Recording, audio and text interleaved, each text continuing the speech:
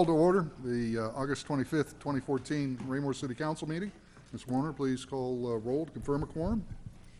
Councilmember Abdelgawad. Here. Councilmember Boehner. Present. Councilmember Holman. Present. Councilmember Hubach. Present. Councilmember Kellogg. Present. Councilmember Moorhead. Present. Councilmember Stevens. Present. Councilmember Westcoat. Present. Mayor Kirkhoff. Present. We do have a quorum. Would everybody please rise and join me in the Pledge of Allegiance? I pledge allegiance to the flag of the United States of America and to the republic for which it stands, one nation, under God, indivisible, with liberty and justice for all.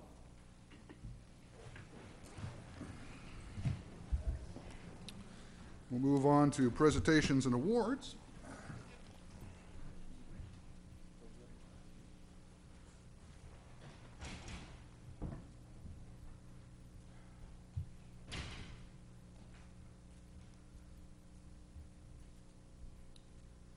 And Mr. James, if you'll join me up here. A proclamation for you. Whereas World War II veteran Roger F. James was awarded the Knight of the French Legion of Honor by French Republic for his participation in the Battle of Richthofen in January of 1945, and whereas this award was first instituted by Napoleon Bonaparte in 1802 and is the highest decoration of France and honors veterans who risked their lives in French territory, and whereas Mr. James served as a corporal tank gunner with Company C, 48th Tank Battalion, 14th Armored Division. The company lost 13 of its 15 tanks in the battle, which was later called the greatest defensive battle of the war. And whereas Mr. James qualified for the award by serving on French soil, receiving 2 United States Army awards, including the Purple Heart and a Bronze Star, and was honorably discharged. Now therefore, I, Peter Kirkhoff, Mayor of the City of Raymore, Missouri, do hereby proclaim August 25th, 2014 is Roger James Day. Congratulations. You're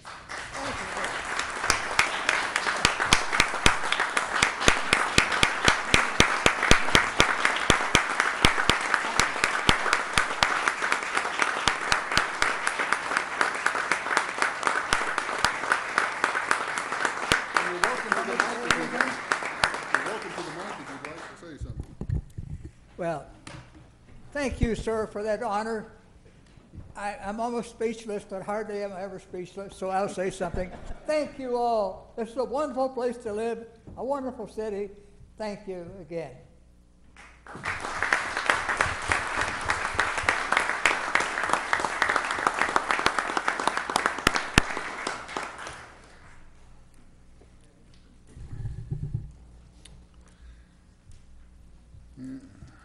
There were no personal appearances this evening, so we'll move on to staff reports. Thank you, sir. I would ask that Ms. Warner please make a report this evening.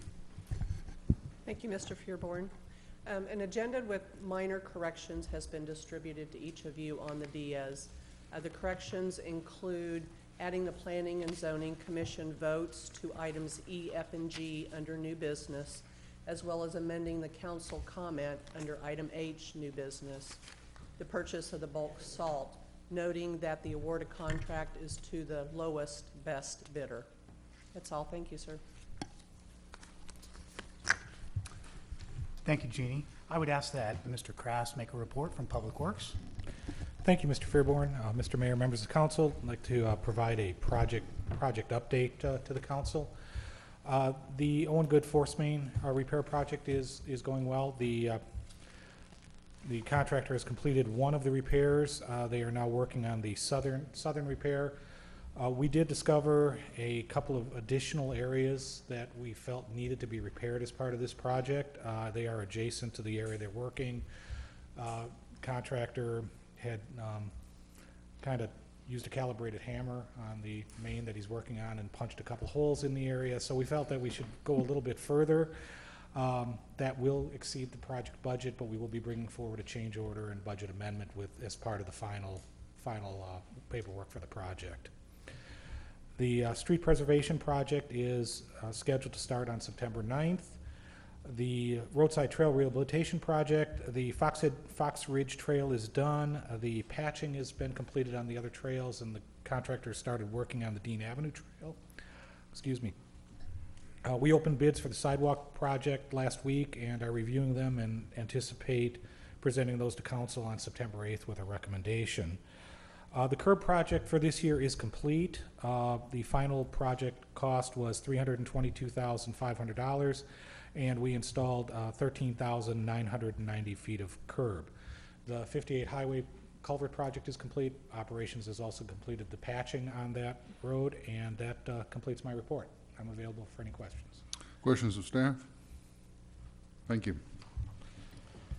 Thank you, Mike. Just a few things for the council's upcoming agendas. Next Monday night, as we discussed last Monday night, is September 1, Labor Day. There will be no council work session that night by the consensus of the entire council. The council has agreed to make up that work session on the 5th Monday, which would be September 29th for y'all's calendars.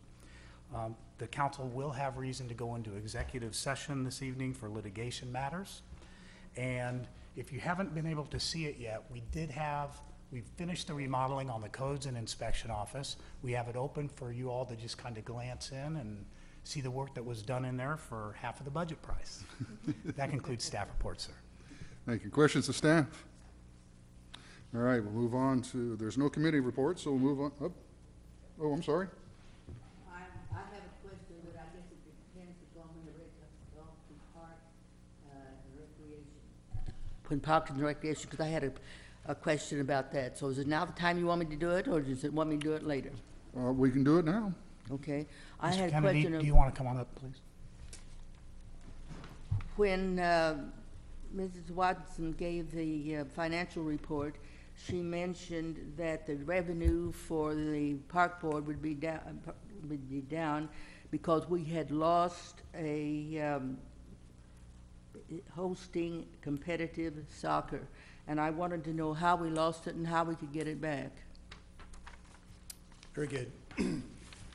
We did not as much lose it as they chose to go with an organization called KC Prime. KC Prime is not centered out of Raymore Parks and Recreation. It is actually centered out of Belton Parks and Recreation. We are in the process of interviewing, talking to different organizations to provide a competitive soccer program for the city of Raymore offered by Parks and Recreation. I can say that our recreation program of soccer continues to grow, but it is true that we do not have a competitive component to our soccer program at this time. Thank you. As I was saying, there are no committee reports this evening, so we'll move on to the consent agenda. I'll entertain a motion to dispose of the consent agenda. Mr. Mayor, I move that we approve the consent agenda as presented to include item A, City Council minutes from August 11th, 2014. Second. There's a motion and a second to approve the consent agenda. Is there any discussion? All in favor? Motion carries unanimously. Move on to unfinished business, beginning with item A. I have the second reading of Bill 2986, please. The second reading of Bill 2986 by title only, an ordinance of the City of Raymore, Missouri, authorizing the mayor to enter into an agreement with Ochsner Hair and Hair LLC in an amount not to exceed $5,850 for design services for the Roundabout Decorative Feature Project, City Project Number 14-160-302. Thank you. I'll entertain a motion to dispose of the second reading of Bill 2986. Mr. Mayor, I move that we approve Bill 2986 for roundabout design services. Second. We have a motion and a second to approve the second reading of Bill 2986. Is there any discussion? Councilmember Hubach. Yes, I wanted to know a little bit about it. We had received, at least I did, from Mr. Stevens, a lengthy letter having to do with wind sculptures. And I was wondering if that was going to be considered along with everything else that there. What, are we putting any limitations at all on this company, on the ideas they're going to come up with?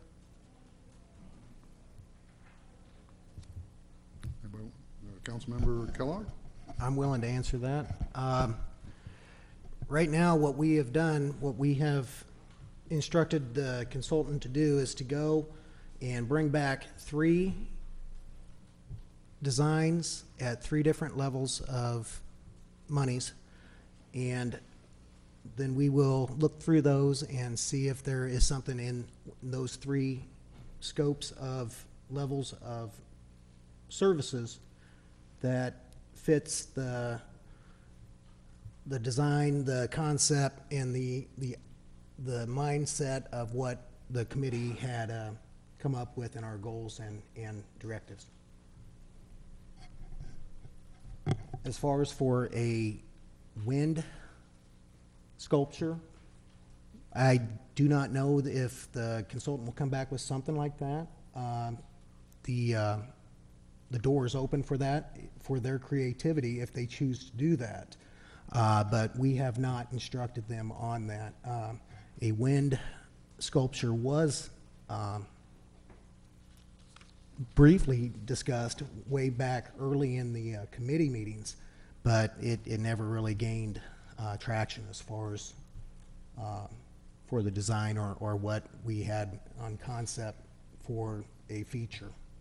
Then the company is free to come up with suggestions from any source they want to then, right? I would say yes. The last meeting we had with them, I will speak for myself as a committee member of that. I had some reservations about the preliminary language in the response we got back from them during the RFQ, deviating from what our concept and what our ideas were.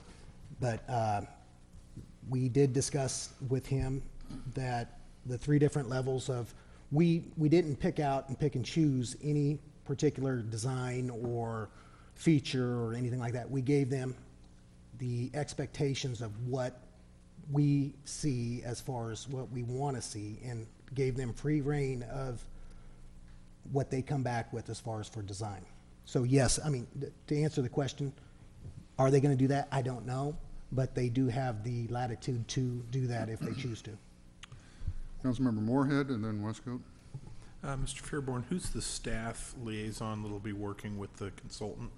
Mr. Krass. Okay, could we make sure that Mr. Stevens' email at least gets passed along for the consultants to consider in their process? Councilmember Westcoat. Well, and ultimately, the council has the final choice and say on how the project moves forward. So if the consultant comes back and we don't like any of the designs as a group, as a body, that they present, we have ultimate decision to whether or not we can say, you know what, let's go in a different direction. So at that point, you know, anything can be considered, and, you know, it's really up to us. Councilmember Kellogg. Yes, I would also request that email be forwarded on to me, because that's the first that I've heard about this is tonight here at the dais. Any other discussion? Councilmember Stevens. I sent the email sculptures to everybody, so if you didn't read it, I'll tell you. I would disagree, because I've checked my email, the city account, daily, and there is no email from Mr. Stevens in my email account. Should have received it. All right, if there's no further discussion, there has been a motion and a second to approve the second reading of Bill 2986. All in favor? 1, 2, 3, 4, 5, 6, 7. Opposed? Motion passes with a vote of 7-1. Move on to the second reading of Bill 2992. The second reading of Bill 2992 by title only, an ordinance pursuant to Section 67.110 of the revised statutes of Missouri levying general and special taxes in the city of Raymore, Missouri for the year 2014. I'll entertain a motion to dispose of the second reading of Bill 2992. Mr. Mayor, I move that we approve Bill 2992, the bill setting the 2014 tax levy. Second.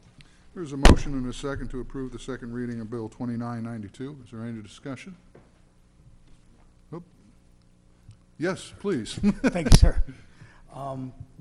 Staff did just want to point out, as we discussed at the Saturday work session, following the last meeting, we did receive from the state auditor and the Cass County the final based on the final assessed values that we had given you all, the final approval of the levy ceiling that could have come, that ceiling was actually slightly higher than the one we reported to you at the first meeting, so we did want to let you know what the new ceiling was. It is 1.3597. At the first meeting, we had reported 1.3416. So at the first meeting, the rollback would have been 0.0348. Based on these new numbers, the rollback is 0.0529. Does not change staff's recommendation. We're still recommending the 1.3068, and that is what we have budgeted for. Those are the amounts that were in the City Council's proposed budget delivered to you at the budget work session. Thank you. That concludes staff reports, sir. Thank you. Is there any discussion? All in favor? Oh, hold on. Was that discussion point? Did you want to say something? Oh, okay. All in favor? Motion carries unanimously. I'm going to have to get a flag that you can wave. We'll move on. May we have the second reading of Bill 2990 by title only? The second reading of Bill 2990 by title only. An ordinance of the City of Raymore, Missouri, authorizing the mayor to enter into an agreement with Terry Snelling Construction, Inc. for the Eagle Glen Trail Project, City Project Number 14-177-201, in the amount of $182,300, and authorizing the acting city manager to approve change orders within established budget constraints. Thank you. I'll entertain a motion to dispose of the second reading of Bill 2990. Mr. Mayor, I move that we approve Bill 2990 for Eagle Glen Trail reconstruction. Second. There's a motion and a second to approve the second reading of Bill 2990. Is there any discussion? All in favor? Motion carries unanimously. Move on to the second reading of Bill 2991 by title only, please. The second reading of Bill 2991 by title only. An ordinance of the City of Raymore, Missouri, amending the fiscal year 2014 capital budget. Thank you. I'll entertain a motion to dispose of the second reading of Bill 2991. Mr. Mayor, I move that we approve Bill 2991, the budget amendment for the Eagle Glen Trail reconstruction. Second.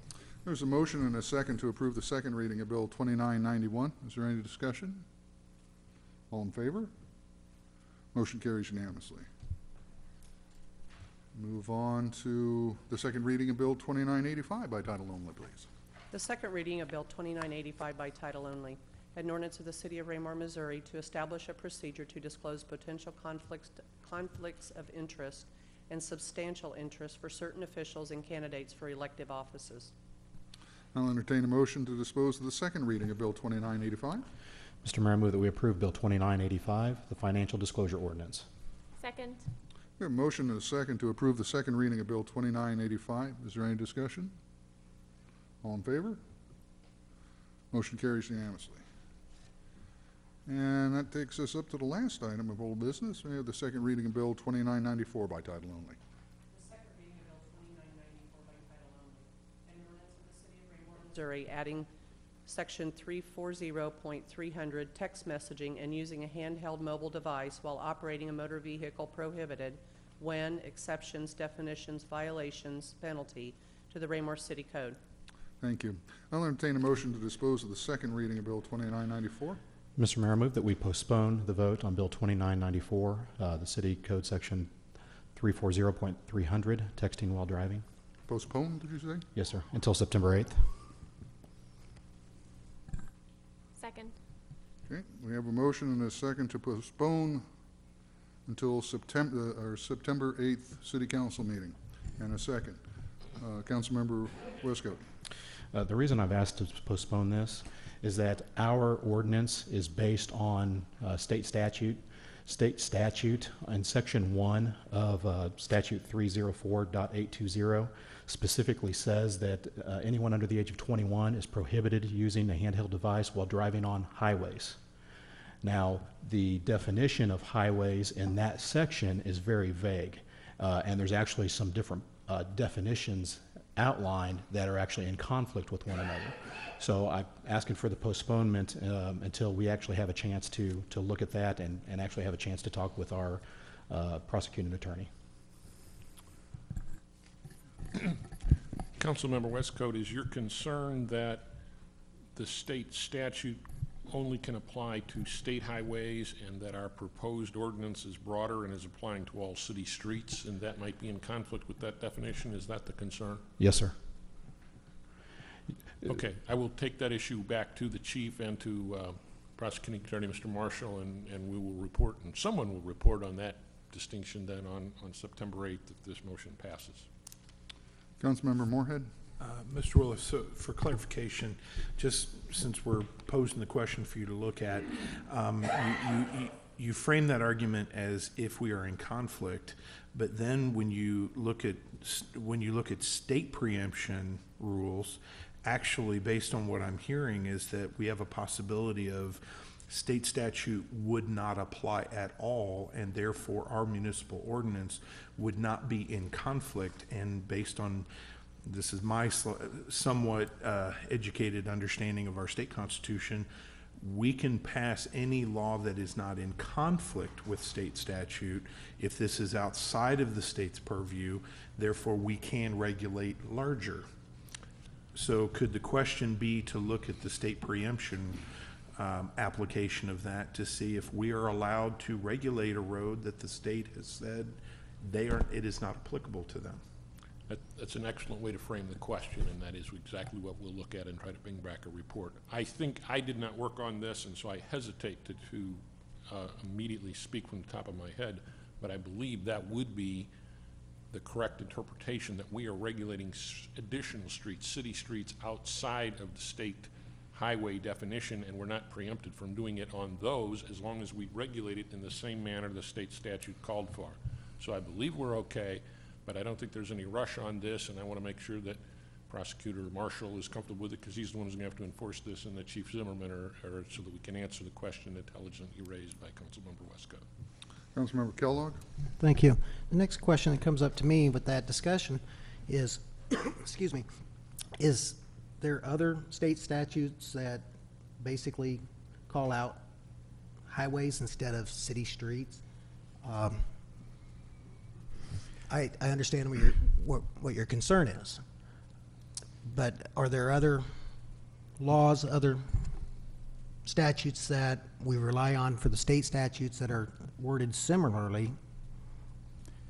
From a totally different area that is finance and revenue collections, when the wording within state statute, you all may remember that a couple of years ago you were having a debate concerning whether or not to continue the city vehicle sales tax, the sticker tax, and those portions of state statute that allowed that discussed vehicles being driven on state highways as being subject to the city sales tax. So whether every single definition of state highway, and I think the council member correctly brings that up, does the section that I'm talking about relative to collection of revenue, when they use state highway, is it the same applicability as a texting and driving when they use state highway? So I think a little bit of clarity here would be good. All right. Councilmember Westcott? Basically, what it looks like that they've done, this particular statute is just from last year. And what they did is they borrowed language from a different place within the same section, and they did not change the definitions to include adding this line in. So basically, somebody dropped the ball in our state legislature because it's clearly defined. They define what a highway is, but only for purposes of a very narrow, it's like 4 different subsets of the statute, which is basically applying to rules of the road. They did it for ease. Well, when they pulled that language out, they did not add in 304.820 to apply underneath the definitions. So it's left it ambiguous. Councilmember Kellogg? Well, thank you for that insight. And I will support postponing this because I think, well, I'm not going to say that I'm think, but I know my intent of this law is that it covers streets, highways, alleys if we have them, you know. So that's my intent. We have a motion and a second to postpone action on this item until our September 8th council meeting. Is there any other discussion? All in favor? 1, 2, 3, 4, 5, 6, 7. Motion to postpone carries unanimously. We'll bring this back up on September 8th. That takes us out of old business and into new business. And the first item is a liquor license application, which requires a public hearing. So I'll open the public hearing by asking for a staff report. Thank you, sir. I would ask Ms. Warner to make the report. Thank you. Joy Parrish, the managing officer for Cheap Smokes and Liquor, has filed an application for an additional license classification for a tasting permit to their existing liquor license. That is provided in City Code Section 600.020D2. The public hearing was properly advertised in the Raymore Journal for this meeting, and the city clerk does find that the applicant has met the city code requirements and recommends approval. Approval by a majority of the city council is required, as well as approval from the state of Missouri. The applicant is in attendance tonight. Should council have any questions? Thank you. Is there any questions of staff? Would the applicant like to make a presentation? Okay, fair enough. All right. The applicant is here. If council has any questions, we'll ask her to come forward. Let's see, we need a motion then? Well, public hearing. I opened up the public hearing. I asked if the applicant wanted to talk. How about anybody from the public? Would you like to come up to talk? If you would, keep your comments to under 5 minutes. Identify yourself for the record. Seeing no one coming up, I'll go ahead and close the public hearing, and I'll entertain a motion to dispose of this.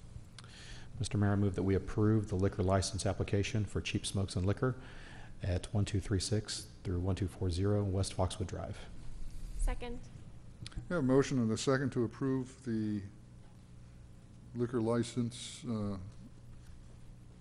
addition. Is there any discussion? Councilmember Moorhead?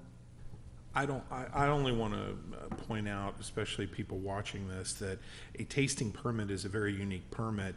They are allowed to demonstrate. A lot of times you'll see wine distributors that'll just want to exhibit this, and it's important to note our code does say that they may not sell anything that they are distributing. So this is not for public consumption for purchase. So this is literally just for tasting purposes, demonstration purposes only.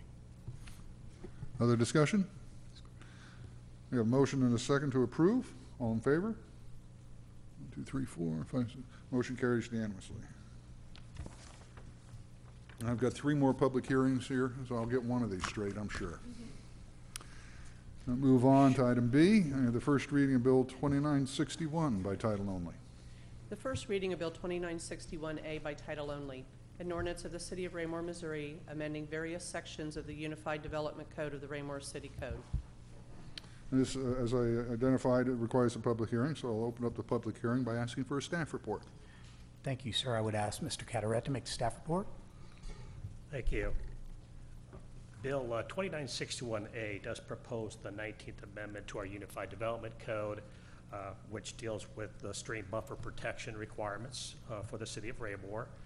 Being a text amendment, it does require a public hearing. We did advertise for this evening. I do need to enter into the record exhibits 1 through 12. They're identified as part of the staff report submitted to the council this evening. Again, this is a proposal to amend existing regulations. The stream buffer regulations were first placed into the city code back in 2008. And we are proposing to amend several sections within the existing stream buffer regulations. I do want to note, as far as briefly going through some of the code sections, I won't highlight all the proposed amendments. Some of them are fairly minor, so I'll skip over a few of them, but hopefully highlight the ones that have the most significance as far as the proposed changes. First of all, we intend for the code would be applicable to any stream that would be under the jurisdiction of the U.S. Army Corps of Engineers. So that's the center of the whole regulations are is if a stream is identified as being under the jurisdiction of the Army Corps of Engineers, then the stream buffer protection provisions apply. There are some exemptions that have been carried forward from 2008 that will continue to be exemptions, and identify those as if there's land that's covered by a approved unexpired final plat, it would be exempt.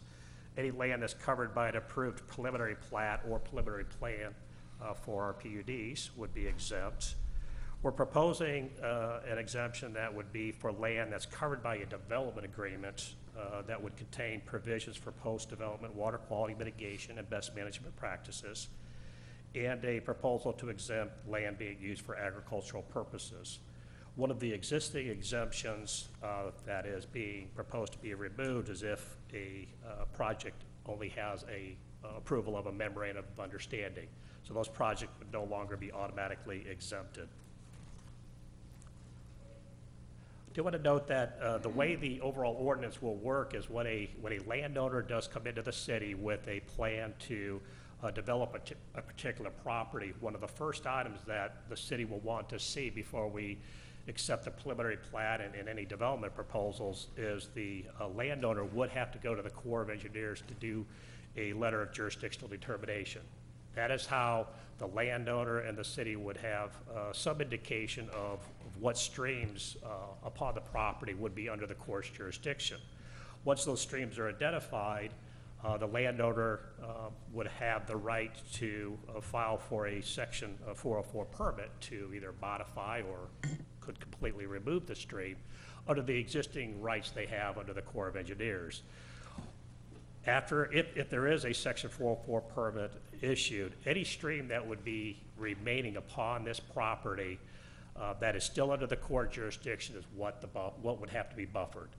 And that's where our buffer regulations would come into play for that particular property. Once that landowner gets that jurisdictional determination and goes through the 404 permit, if they choose to go through that, then as part of the preliminary plat, they would submit a buffer plan for the streams that are required to be buffered. That would be reviewed by the Public Works Director, reviewed and would need to be approved upon by the Public Works Director before the preliminary plat goes on to the Planning and Zoning Commission. And that would follow through commission review and be forwarded on for City Council review. The buffer plan, there's a lot of requirements spelled out in the ordinance pertaining to the details of what has to be included with that stream buffer plan. A couple of other items included in the proposed amendments. If a buffer is required, the width is going to be measured from the top of the bank, so the width of the buffer still falls under the stream order that particular segment would be designated as. Remember that the buffer width would be able to be adjusted based upon features that may be along the stream. So it does have to be an equidistance from the top of the bank, but if there is a feature such as a bluff on one side of the stream, there could be a shifting of the overall buffer. The buffer width has to still be there, but it could be shifted to work around a feature of the topography. And also the proposed ordinance would allow for a detailed geomorphic study to be submitted, which would allow some justification for reducing stream setbacks. I do want to note that this proposal also, Bill 2961 also proposes to modify subdivision regulations, first of all dealing with the preliminary plat extension process that we go through. It's very important because, again, one of the exemptions I identified was if you have a valid preliminary plat, you are exempt from stream buffer.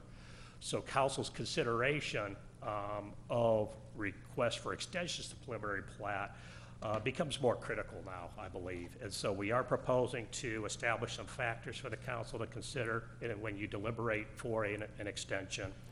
We're also proposing to amend language on the final plat submittals, on how the final plat phasing of a subdivision is submitted. Again, just to try to make sure that development proceeds according to what our guidelines have within our city code. So that's kind of a brief summary of what we're proposing with the particular stream buffer regulations. The Planning Commission did consider this text amendment and has submitted their proposed findings of fact. It was at their April 15th meeting when the commission voted 8-1 to forward this case to the City Council with the recommendation of approval. City Council first considered this ordinance at your May 12th meeting. You voted to postpone action until June of 2014.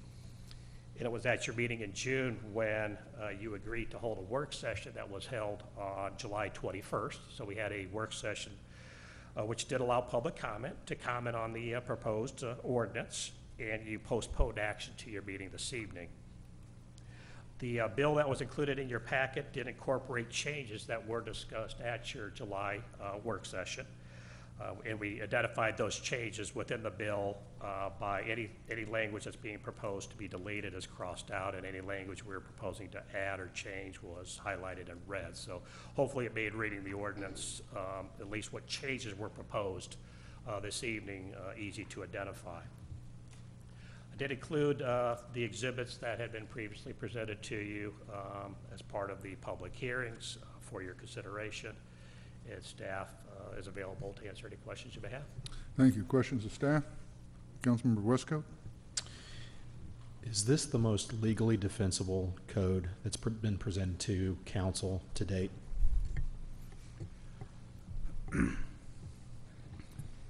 Was that a question for Mr. Carteret? Excellent. Councilman Westcott, this is a final product of 1 year of review, balancing of legal interests, which I have expressed to the council before in terms of concern for taking actions from one side, from the development community versus the environmental community has come to you and said you shouldn't ever change any stream or what appears to be a stream or deal of water. We are in untested waters in terms of not many of these types of ordinances have had legal challenge or attack, but I feel that this is a very good product, it's a defensible kind of product, and in a very uncertain and unprecedented world, I think the staff has worked hard at your direction, and you have worked hard. You've had many, many meetings and interests on this, and so I feel it is the most legally defensible product we have brought forward to you. Yes, to answer your question, can I tell you it's absolutely 100% bulletproof? No, because there's no legal precedent in the area in our state, but I feel very good about the compromises that have been met, the input that has been received, and the balancing that has been done among the various competing interests asking you to work on and modify this bill. Any other questions of staff? All right, I'll open the floor for public comment. Please identify yourself for the record and keep your comments under 5 minutes.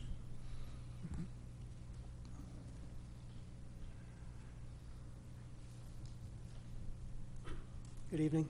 My name is Bob LaRusso, 1102 Southwind Drive. I won't take up a lot of your time this evening pointing out all of the problems with the proposed changes to the Stream Buffer Protection Ordinance. At this point, it really no longer matters what I think or what I say. What matters is how Raymore is going to meet the water quality requirements as identified by both the Missouri Department of Natural Resources and the Environmental Protection Agency. One of the members of the City Council once asked why the EPA and the DNR are picking on Raymore. The fact is that Raymore is and has been non-compliant with the requirements for their MS4 permit and may have already been fined for their non-compliance. As a tax-paying resident of Raymore, I would like to know where I can find out how much has already been paid in non-compliant fines, if in fact they have been paid.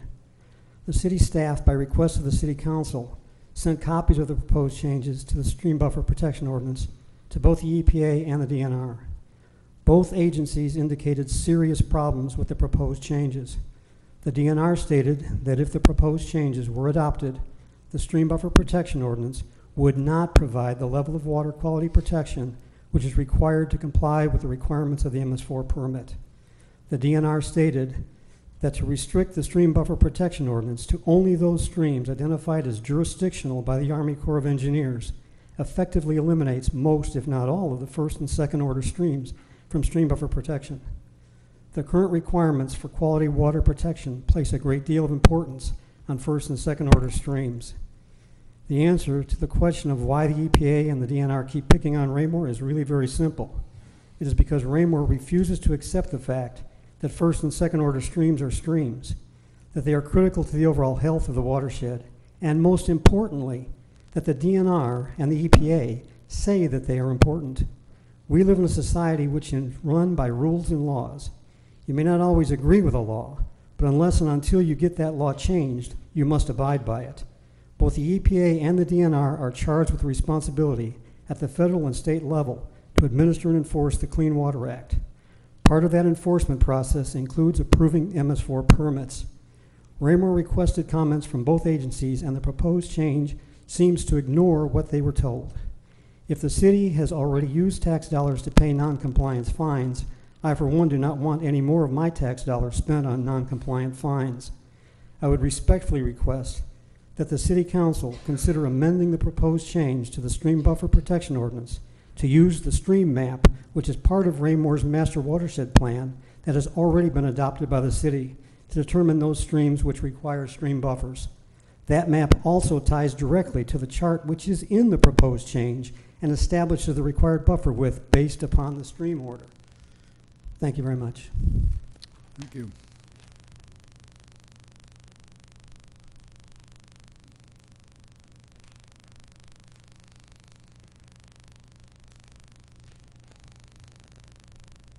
Good evening. My name is Doris Sherrick. I live at 10807 East 205th Street, Peculiar. I was reading through the revised edition of the Stream Buffer Ordinance and came across some provisions that I just don't understand, and I wanted to bring them to your attention. For example, 455.040A1C. I don't see how anyone other than the developer, the city staff, or an insider would have any idea what this means. There are no definitions, explanations, no maps, no dates. I don't know, what is a development agreement? Does the council approve or disapprove development agreements as they do preliminary and final plats? Is there a limit on how far back such an agreement is honored? How much territory is currently under a development agreement?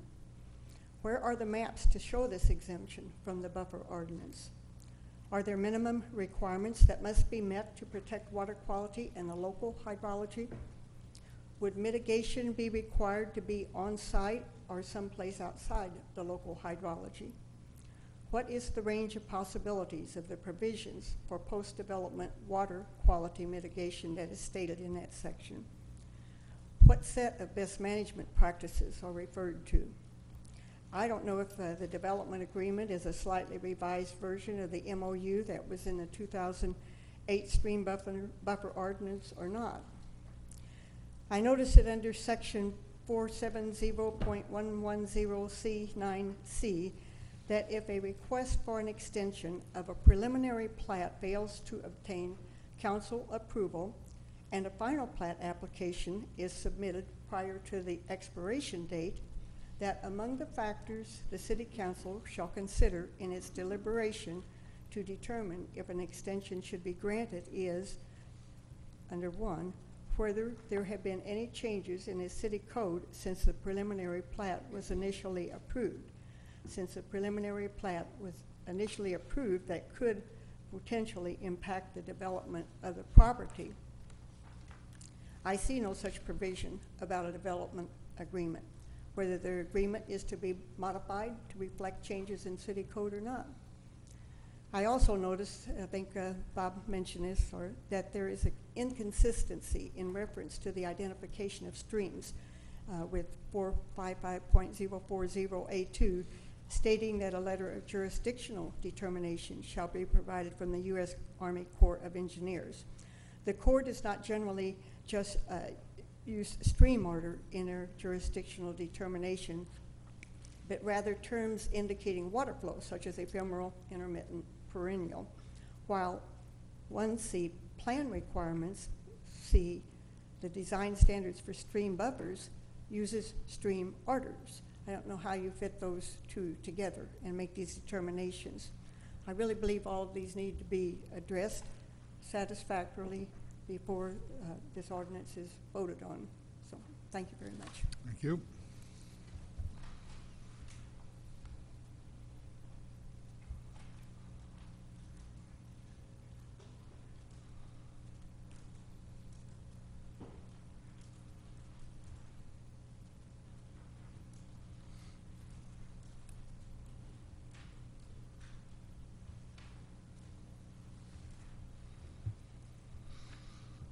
Good evening.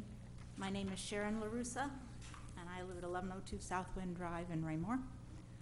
And I have already voiced my objections to the current draft of the Stream Buffer Protection Ordinance at the work session held in July.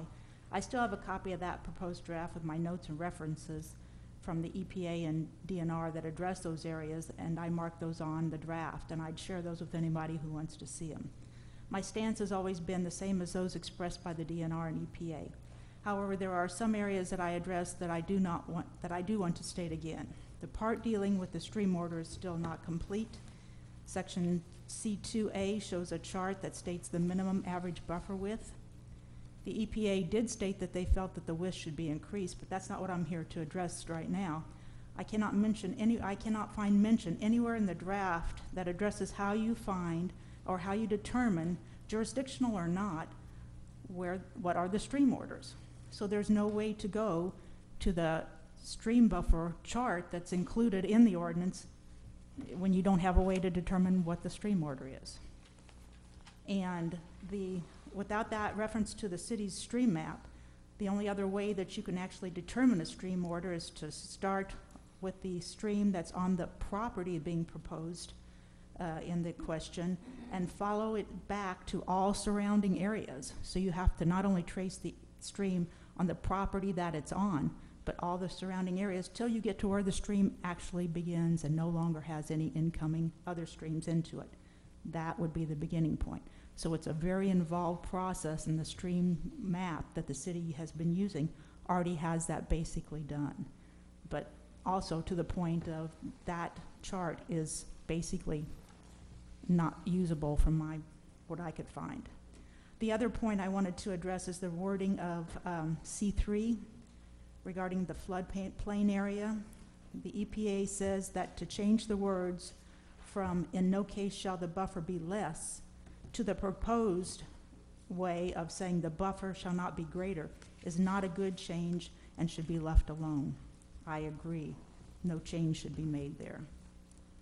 And it was my understanding that the council did ask that the DNR and EPA be contacted in order to get their input on the proposed draft so that a council-approved ordinance will meet the requirements for the MS4 permit in order to obtain a current permit for Raymore. Based on their comments, it seems that the proposed draft will not meet their comments or the requirements for the MS4 permit. And if Raymore is going to be fined or has been fined, which I would like to know if they have been fined, and if they're going to continue to be fined, I would like to see my tax money spent in a better way. Community, building, roads, etc. So I just want you to know that those are the areas that I'm concerned about. Thank you. Thank you.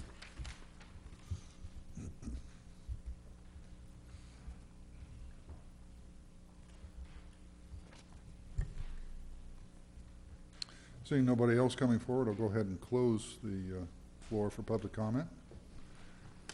And I'll entertain a motion to dispose of Bill 2961A. Mr. Mayor, I move that we approve Bill 2961A, the 19th Amendment to the Unified Development Code. Second.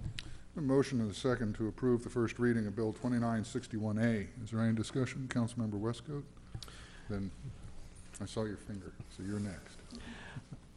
I will be supporting this amendment, and the reason being is the one thing that I've come to realize, especially dealing with government, is that many of them operate within silos.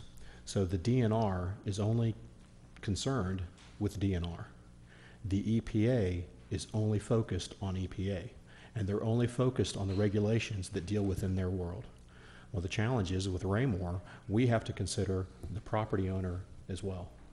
Well, the individual never comes into consideration with DNR or EPA. Well, in Raymore it does, because we have the responsibility to answer to those people as well. This ordinance, I think, has been crafted in such a way that it allows Raymore the opportunity to plant its feet and either mount a defense to move forward or to lead the way for other municipalities to follow. You know, we're not dealing in absolutes here. You know, the same statute that gives DNR its power is not infallible. I mean, as we've demonstrated tonight, there are some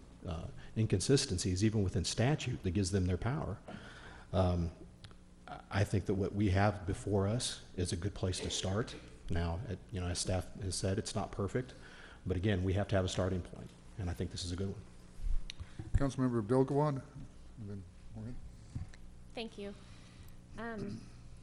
First, I want to thank city staff. This has been a huge, long-term project working on this. We've gotten input from a lot of developers, a lot of people in the community and around our community. And I know just back and forth, we've had lots of conversation between city staff and council on this ordinance. So first, thanks for your patience, and the whole council, thanks for your time really taking a look at this, all the different parts, and listening to everyone who's concerned with it. I know through this entire process I have learned a whole lot more than I ever thought I would know about our water and the process of filtering water and keeping clean water for everyone to drink. And frankly, in my house, stream buffer is a bad word now, but I think my family's tired of hearing me talking about it and researching about it and figuring out what's going on here.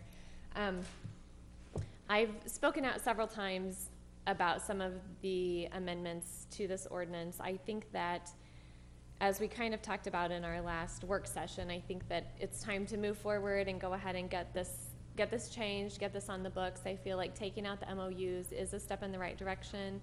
I agree with Mr. Westcoat, it's not perfect. It may need some adjustment down the road, probably will, but I think that we're moving in the right direction, so I am in support of this tonight. One of the other things that was shown to me by city staff is a release, because one of my big concerns was that the Army Corps of Engineers, from the very beginning, we were hearing the Corps of Engineers doesn't recognize those little small streams, the first and second order streams. But we have a news release from the Corps of Engineers from March of this year where they state that they are beginning to recognize more of those seasonal rain-dependent streams. So one of my concerns was I didn't want this buffer to only apply to streams that always have water in them, because there are areas where we have streams only when it rains or only during certain times of year, and those are important parts of our watershed system that we need to protect. And so I feel like the Army Corps of Engineers is moving in the right direction in tandem with the EPA as far as protecting our water goes. So while I'm not 100% convinced that putting it all on the Corps is the best plan, I think that they are making efforts to move closer to the page where the EPA is, and so I'm comfortable with this. I would like to move for one amendment to this. So, is this questions? Can I wait? Do I need to wait? No, Well, we're in motion, so discussion. we're You good. Okay. can propose a, I move that we amend section C3, where it talks about the buffer shall not be greater than the floodplain, because one of the comments from the EPA was that this is a big change.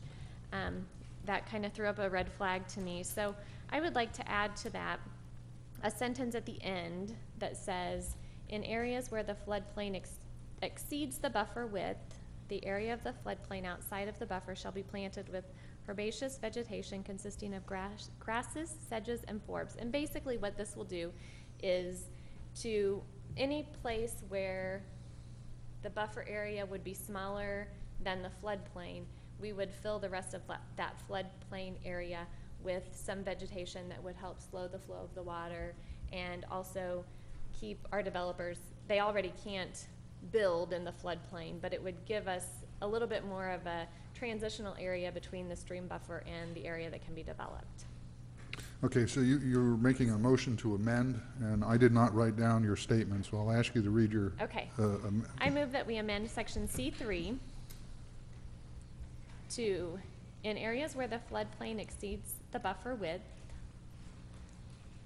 the area of the floodplain outside of the buffer shall be planted with herbaceous vegetation consisting of grasses, sedges, and forbs, basically native plants.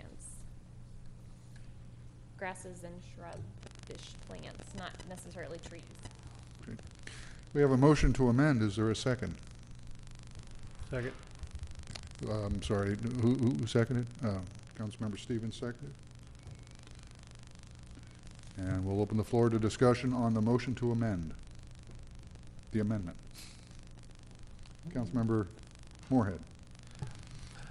I respect the desire for the amendment. I'm not opposed to it otherwise, although I would say, while that is a good solution, there may be instances where not planting vegetation may offer a better use or more appropriate use for that. You know, from an environmental standpoint, one of the things that when you study in environmental science, you learn that any action that you do has a reaction somewhere else. If you plant too much in an area, you may cause an additional environmental harm. If you plant too little, having just one solution here, I fear, is a good start, but it may not be all-encompassing. Councilmember Westcott? Can staff comment? You know, that is outside of my realm of expertise, and you know, at times, you know, whereas we think, you know, planting is great, at the same time, I mean, is there ever a time when it's better to use rock or better to, you know, because again, outside my area. Thank you, Mr. Mayor. I think as we discuss with the stream setbacks, they're a default, and this would be a default requirement. There is flexibility within the ordinance that allows additional study to employ different toolboxes to meet the same measure. What this language attempts to do is incorporate one of the suggestions from the DNR about creating different zones within the buffer area, and this kind of fills in a gap. What we don't want to have is if the buffer is established and it's demarked in the field, we still don't want landscape mowing to that point. So we want to fill in that gap. So this provides what I would consider a default method of doing it. Mr. Moorhead, you're correct. There are other areas. There are maybe other measures that are more appropriate there to stabilize the stream, but that would all come out as part of the development process and part of the variance process. It's a small v that's allowed by the ordinance. Councilmember Holman? I just would like to ask Mr. Carteret a question, check for understanding. Adoption of the ordinance, we still have the basic process in place at which point any changes that were applicable could be made. Is that correct? There would be suggestions possibly by staff saying, you know, we might need some additional vegetation here. We might need to make the buffer a little wider. As I recall my days from planning and zoning, they certainly have that option. And then again at council, is that a correct assessment of how that process could go? Yeah, I believe that is a correct assessment. As Mr. Krass indicated, that there are built-in within the ordinance is the ability to, when we're reviewing that buffer plan, to look at alternates. You look at the BMP manual, for example, there's a number of items that can be utilized and done as part of, you know, stream mitigation and enhancements. So it would fall within that ability that we have built in with the ordinance to allow some variation. Councilmember Westcott? Okay, so to put staff on the spot, which language provides us the greatest flexibility? The proposed language or the language that is being proposed by Councilmember Abdel-Gawad?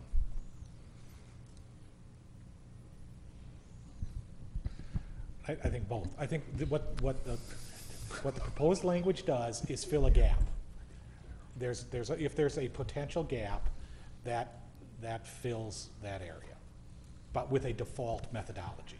If the developer chooses, for whatever reason, to explore other options that meet the same goals, then that's where the flexibility comes from, a more comprehensive plan to fill that gap.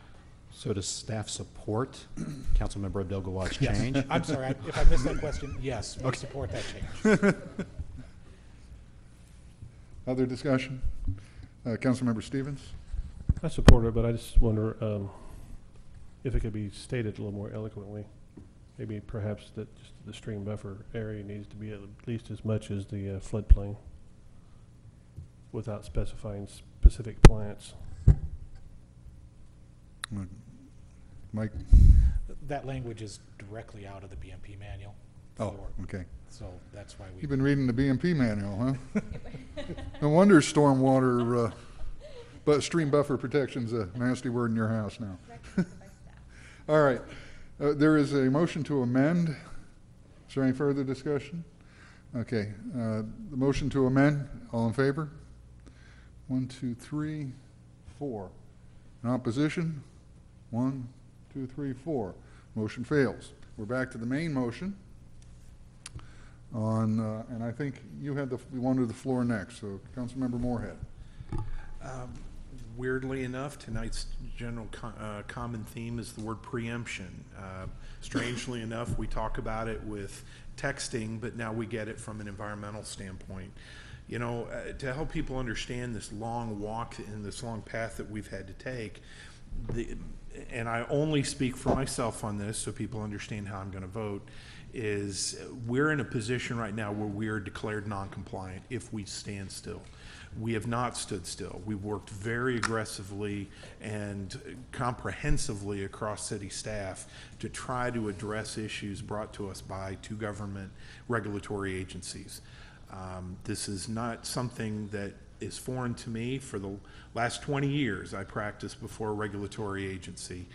And in looking at this, as Councilmember Westcote pointed out, these entities, they play within their own ballpark, and they don't have to worry about what occurs after or outside of that ballpark. We, as the city of Raymore, our jurisdiction is every aspect of the city of Raymore, and we're put in the responsibility to enforce and to help bring forth these, quote, preempted issues. We cannot be in violation of state law, and state can't be in violation of federal. But the federal government and the state government, they have a wonderful default. If they have an effect, or if they want to regulate you and it causes a problem, then they can, it kicks into the constitutional takings clause, and money can your tax dollars goes to pay for that. In this particular instance, we don't have that luxury. So we have to do something, and we have done something, and we've spent a lot of time. We are clearly not arbitrary and capricious how we have approached this. City staff, along with legal counsel, as appropriately stated, we are in untested waters. The communications that have been received, again, I read the IRS U.S. code every day, and that is more clear than what we have received as the city council. And we're trying to understand this and implement this. The communications that I've received along with the council have not been very clear. They've been vague, they've been ambiguous, and in some ways contradictory. And we're doing the best that we can. It was stated all the way back to our early work sessions. We want to implement something that is workable. We want to implement something that moves us forward. Yes, we have received a statement that if we implement this, we will still not be compliant. But non-compliance is not the end-all, because this is a step to get us closer to compliance, because now they can review what we have done and come back with recommendations. What we don't have are clear-cut recommendations, and they don't have to, and they thrust that burden on us. The problem is we have the burden of being the tug-of-war rope between us, the EPA and DNR, and citizens, developers, everybody else. So this tug of war has been pulled pretty tight for a long time. We're implementing the best that we can. Please understand that this is not the solution. We know it's not the solution, but it's working toward the solution, which is the best option available. You know, we have taken huge steps forward. It's important to note that, and we joke about, boy, we've learned a lot about stream buffers. Well, that's what they wanted to get us to do, is to understand more about stream buffers, and we have. So we are working closer to this. You know, so I think this is an important progress. I think we've invested a lot of time and effort into it, and I'm hoping that they will see this as a step closer. I don't see this as negative as it's perceived. I have worked with environmental groups for almost a quarter century, namely the Sierra Club, regarding enforcement of the Clean Air Act as well as the Clean Water Act. This is not perfect, but I've seen environmental groups do far less. So we are taking steps forward. I think it's a good plan. I'm going to vote for it. Councilmember Hubach? I move the question. Okay, Joe, when a request is called a question, how do I handle that? I don't think I've been on one of those yet. You would have a vote on that. Okay. You went to end the debate by calling the question. Okay, Councilmember Hubach has asked the question be called. All in favor? 1, 2, 3, 4, 5, 6, 7. The question is called. We're on to the vote. There is a motion and a second to approve the first reading of Bill 2961A. All in favor? 1, 2, 3, 4, 5, 6, 7, 8. Motion carries unanimously. And we're on to item C, Bill 2995, which also requires a public hearing. So may we have the first reading of Bill 2995? The By first title reading only. of Bill 2995 by title only, an ordinance of the City of Raymore, Missouri establishing Chapter 451, Stormwater Treatment of the Unified Development Code of the Raymore City Code. Thank you, and it requires a public hearing, so I'll open the public hearing by asking for a staff report. Thank you, sir. I'll ask Mr. Cataret to make staff report. Thank you. Bill 2995 does propose the 20th Amendment to the Unified Development Code. The proposal is to establish a new chapter in our Unified Development Code titled Stormwater Treatment. Since it is a text amendment, it does require a public hearing, which was advertised for this evening. Do you want to enter into the record the Growth Management Plan, our Unified Development Code, the notice of publication, and the staff report submitted to council this evening. The city has been issued a stormwater discharge permit, commonly referred to as an MS4 permit, by the State of Missouri Department of Natural Resources. And this permit places certain requirements on the city regarding minimizing the impacts of development on stormwater runoff quality. And so part of that permit, one of the requirements we have is to develop, implement, and enforce a program to address the quality of long-term stormwater runoff from new developments and redevelopment projects. And as I mentioned, the 20th Amendment establishes this new chapter, stormwater treatment, and staff believes that the content of this chapter does incorporate the components that have been identified by the Department of Natural Resources as being necessary for the city to adopt. Regarding applicability, there's two sections for applicability, one dealing with residential development. This ordinance would be applicable to certain residential developments. It does exempt, as our stream buffer does, a development that has an approved preliminary plat. And again, that goes back to that amendment in the 19th dealing with how we handle extensions of preliminary plats. But if a subdivision has a valid preliminary plat, that residential development would be exempt from the stormwater treatment requirements. The same as if they had a final plat approval.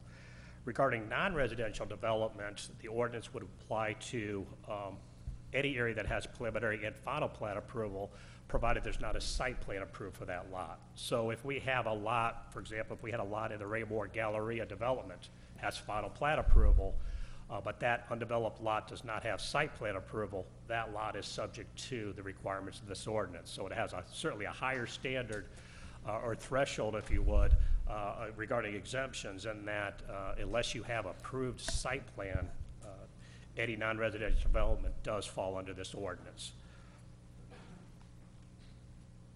And it may be obvious, but note that this particular stormwater treatment chapter is designed to work in companion with our stormwater management ordinance, where we have stormwater detention and requirements, and that chapter does include stream buffers. So all these items do work in companion with one another.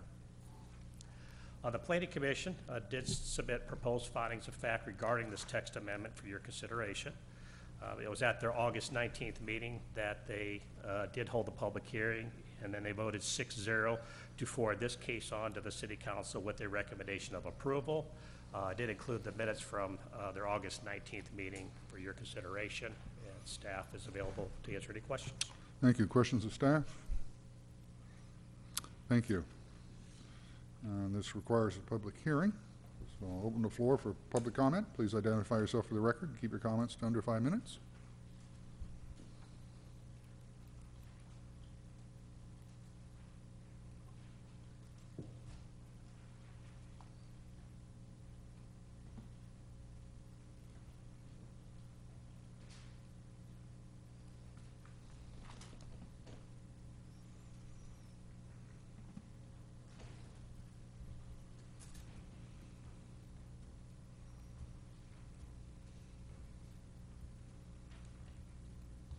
My name is Sharon LaRussa, and I live in 1102 Southwind Drive in Raymore, and I need a skateboard. Well, we put a obstacle course up for you.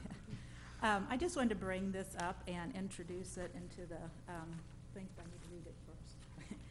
I just think this is great that they're going with the stormwater, ordinance that they're looking at.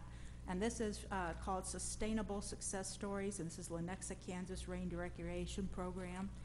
And it's put out by the MARC, Mid-America Regional Council.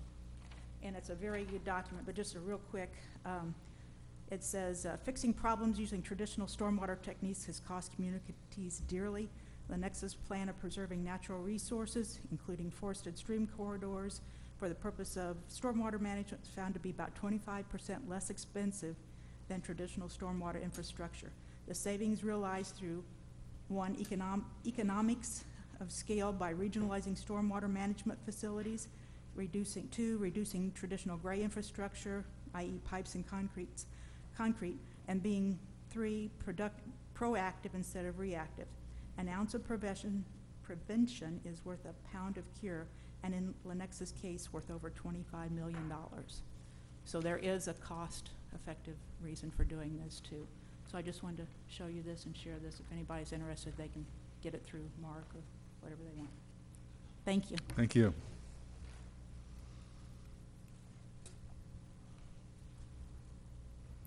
Seeing nobody else coming forward, I'll close the public hearing, and I'll entertain a motion to dispose of the first reading of Bill 2995. Mr. Mayor, I move that we approve Bill 2995, the 20th Amendment to the Unified Development Code. Second. A motion and a second to approve the first reading of Bill 2995. Is there any discussion? Councilmember Westcott? Just a question, and maybe for staff. As we make these changes to our Unified Development Code, does that change anything else that happens later today or tonight? You know, the 19th and the 20th Unified Development Code, anything else that's on our docket, does that change anything, or is it waived? It does not immediately change anything else that's on your docket. When I use the word immediately, a couple of the developments have preliminary plat approvals for other land area other than what's before you this evening. So if that preliminary plat remains valid, then it would not be subject to either stream buffer or stormwater treatment. If the preliminary plat for those two developments, and I'm dealing with Brookside and Edgewater, which is on our agenda, Brookside and Hunt Midwest development. If those preliminary plat exemptions expire, the approved preliminary plat expire, then they would be subject to the new requirements. So, but regarding what's on the agenda tonight, no, it does not affect those items. Other discussion? There's a motion and a second to approve the first reading of Bill 2995. All in favor? 1, 2, 3, 4, 5, 6, 7, 8. Motion carries unanimously. That moves us to item D, Resolution 1447, which also requires a public hearing. We have the reading of Resolution 1447, please. The reading of Resolution 14-47 by title only. A resolution of the City of Raymore, Missouri, adjusting the City of Raymore's water and sewer rates for fiscal year 2015. Thank you, and this requires a public hearing, so open the public hearing by asking for a staff report. Thank you, Your Honor. I will ask Ms. Watson to make the staff report for this.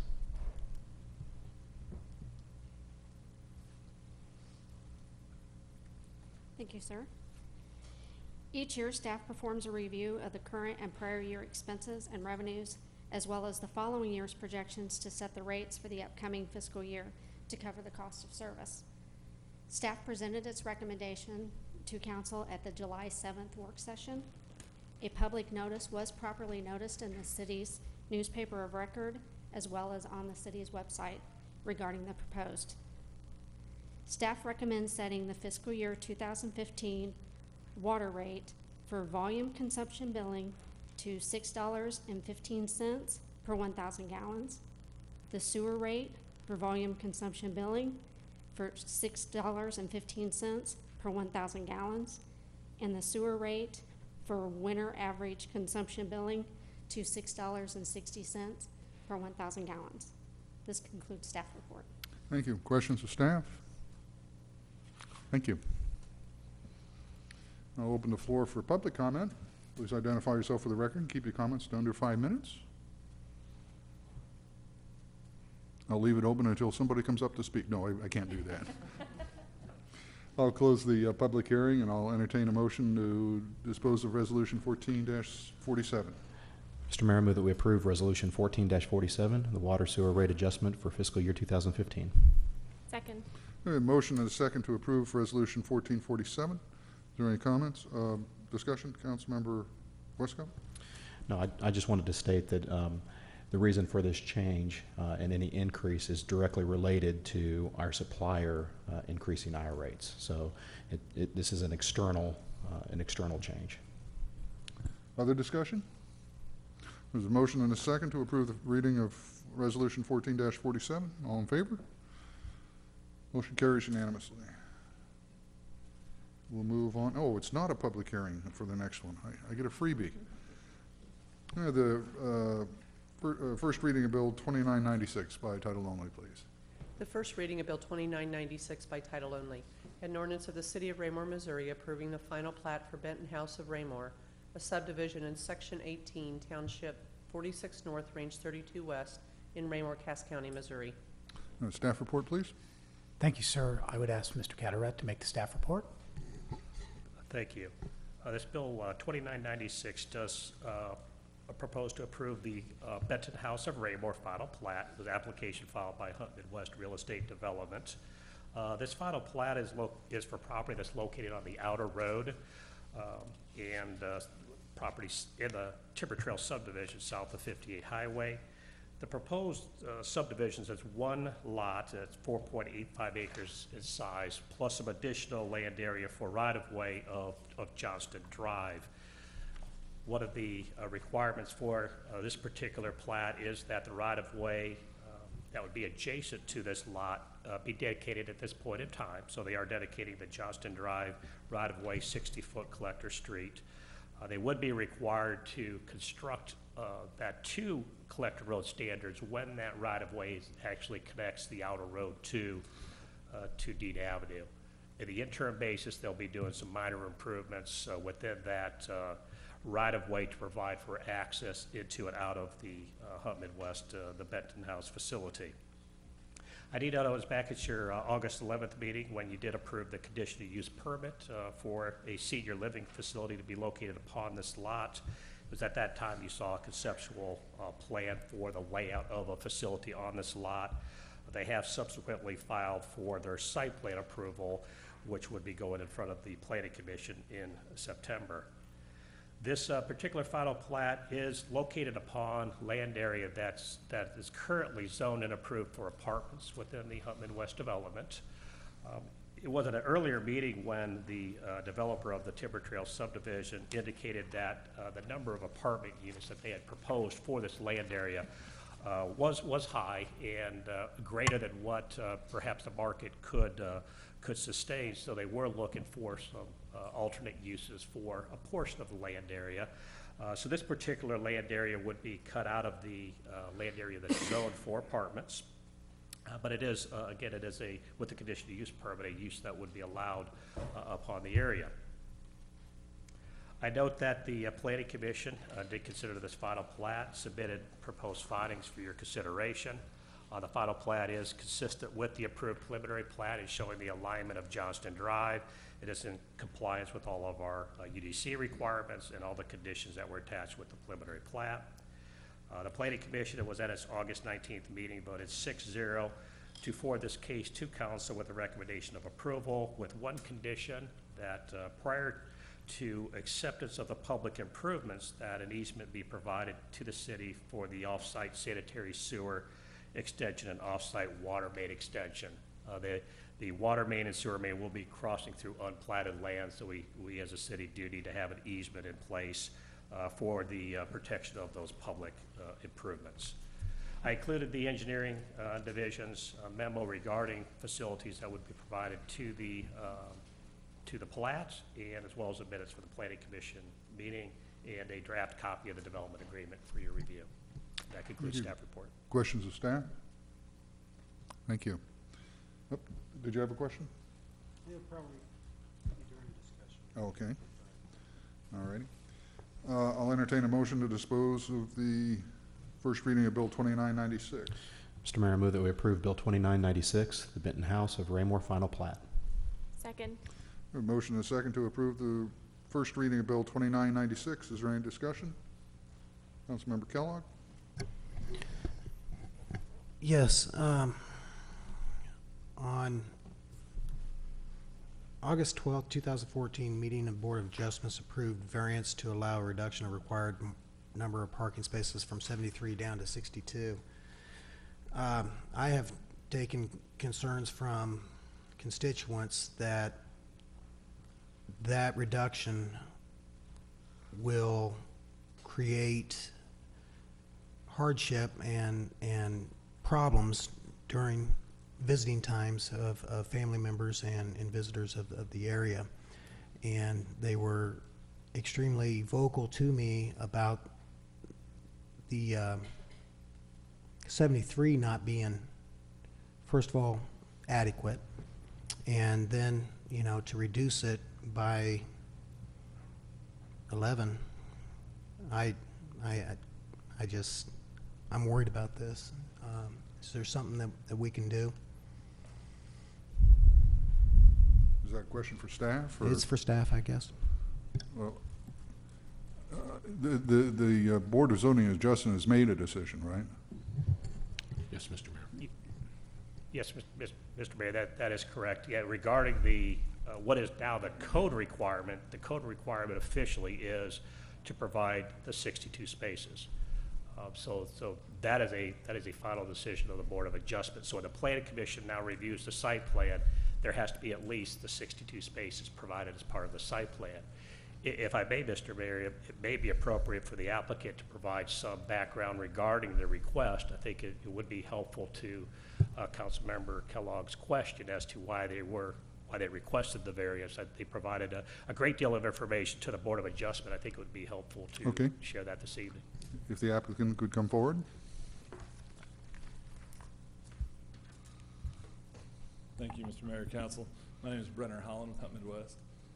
Yes, we did. We provided a lot of information. This comes as a complete surprise that anybody would have any concerns. You know, the Benton House facility community will be a single-story assisted living and memory care community. The first phase has 59 units. 47 of those are assisted living, and 12 of those are memory care units. We have we have 3 communities that we've opened in the metro area, and we have 2 under construction right now, and this would be our 6th facility. And I'll just run down through the number of parking units that we have in those other facilities. Shoal Creek, which is in Kansas City, has 45. Lee Summit has 47. Prairie Village has 58. Blue Springs, we had to go through a BZA approval there too, and they granted us down to 60. And then out of respect for staying closer to your code, this facility will have 62. So, you know, we're far and away over, what we consider overparked to what the actual market and operational conditions are for the community. The second phase of the community is 14 additional memory care units. So with the 12 in the first phase and the 14 in the second phase, that's 26 memory care units, and those people, you know, there's no possible way for them to drive. Most of our communities have about 4 or 5 cars that move in to the community with the residents that come in. Over the first year or two that resident is there, almost 100% of those cars go away. So the parking really does become about the employees and about people who visit. So I can tell you with our Shoal Creek community, it was the first one that we opened in the Northland, the 45 spaces. I've never once heard a complaint that it's underparked. And that is at the front door of our best-selling single-family community, which we manage, the Homeowners Association. And I can tell you if there was complaints, we'd hear about it pretty quickly. So of all the things I thought somebody might bring up, the parking is not one of them. So feel very confident that 62 units is not only enough, but actually over market for what we need. Councilmember Stevens? Question for you. If you do find that your parking is not sufficient, would you be willing to add it later? I think if it was insufficient from a market standpoint, I think we would be willing to address the situation, only because, you know, we talked about this with the conditional use permit, but we have to continually sell and market this community. It's not like necessarily like our single family community where, you know, you have a phase, maybe you sell that phase out, and you don't have to keep filling each house. This community, you know, the average stay is probably 3 to 4 years, and that turnover is staggered too. So almost every day you're in a sales process. So the last thing we'd want somebody to be able to do is drive into the community and not be able to park and not be able to bring, you know, mom and dad in to see the community and try to get them as a resident. So if we felt like it was a market problem or, you know, some other safety issue or something, then we'd absolutely address that. Other questions of the applicant? Thank you. Thank you. So we have a motion and a second. We're in discussion. Is there any other discussion, Councilmember Westcoat? Actually, I'll be supporting the final plat, but I wanted to thank the developer for being here tonight. It's important that we see somebody committed to the project and take the time to actually come before us, and it's very, very much appreciated. And thank you for selecting Raymore as a location. Any other discussion? We have a motion and a second to approve the first reading of Bill 2996. All in favor? 2, 3, 4, 5, 6, 7, 8. Motion carries unanimously. Move on to Bill 2997. May I have the first reading of Bill 2997 by title only, please? The first reading of Bill 2997 by title only. An ordinance of the City of Raymore, Missouri approving the final plat for Edgewater at Creekmore, 4th plat, lots 97 through 132 and tracts E and F, a subdivision in Section 4, Township 46 North, Range 32 West in Raymore, Cass County, Missouri. Staff report, please. Thank you, sir. I'll ask Mr. Carteret to make the staff report. Thank you. Bill 2997 proposes the approval of the Edgewater at Creekmore 4th final plat. The applicant is Cooper Land Development, developer of the Creekmore subdivision. This particular phase of Edgewater is located north of Creekmore Drive, east of Fox Ridge Drive. It covers 17.5 acres, proposed to have 36 new lots within this phase. In the staff comments, I have identified the development standards that do apply to the lots within the Edgewater subdivision. I note that the proposed plat is consistent with the approved preliminary plat that was done for the Creekmore subdivision. The commission has submitted its proposed findings. They found that the final plat is substantially the same as the preliminary plat. It is in compliance with all the conditions and requirements of the Unified Development Code. It has complied with the conditions that were submitted and approved as part of the preliminary plat. At its August 19th meeting, the commission did vote 6-0 to forward the Edgewater 4th final plat to the council with the recommendation of approval. Again, I have included the engineering division memorandum regarding provision of facilities to the subdivision, as well as the minutes from the planning commission and a draft copy of the development agreement. Thank you. Questions of staff? Thank you. I'll entertain a motion to dispose of the first reading of Bill 2997. Mr. Mayor, I move that we approve Bill 2997, Edgewater at Creekmore, 4th final plat. Second. We have a motion and a second to approve the first reading of Bill 2997. Is there any discussion? Councilmember Westcoat? Is the applicant here? Thank you for being here tonight. Any other discussion? All in favor? Motion carries unanimously. We have the first reading of Bill 2999 by title only. The first reading of Bill 2999 by title only. An ordinance of the City of Raymore, Missouri approving the final plat for Brookside 10th final plat, lots 382 through 420, a subdivision in Section 20, Township 46 North, Range 32 West in Raymore, Cass County, Missouri. Thank you. Staff report, please. Thank you, sir. I'll call on Mr. Carteret. He's getting a lot of attention tonight. That's good. It means development is happening. That's good. Bill 2999 proposes approval of the Brookside 10th final plat. The applicant is Brookside Investment. And this particular subdivision phase is located south of the Cedar Ridge subdivision and just to the east of the Stonegate subdivision and to the west of the existing Brookside subdivision. This particular final plat covers a little over 22 acres. It has 36 proposed lots. I do note that this phase is part of the Brookside South preliminary plat, which was initially approved back in 2006. Shortly after approval of the preliminary plat, there was a final plat application brought forward. In fact, it was brought forward on 2 different occasions, very similar to what the final plat is submitted this evening. It was approved both times, but the final plat was not recorded. And if it wasn't recorded within, at that time, 6 months, then that approval expired and they have to come back. With the slowdown in the economy, I think that's why you saw the gap in them moving forward, but they are again moving forward with the final plat, and what they have submitted this evening is the same final plat layout for lots as you see previously.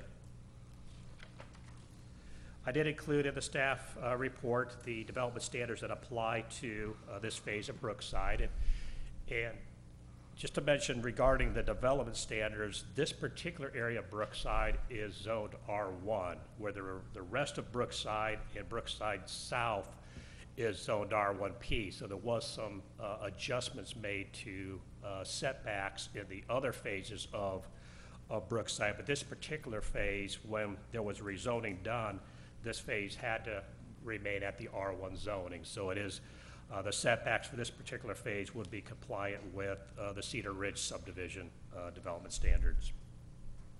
I do note there is some floodplain upon the property. Previously, when the preliminary plat and the final plat applications came through, the applicant had approval to make some minor modifications to the stream corridor there, which would have affected the actual stream, the floodplain line upon the property. That approval's expired, so they would need to move forward if they want to have that floodplain line adjusted again.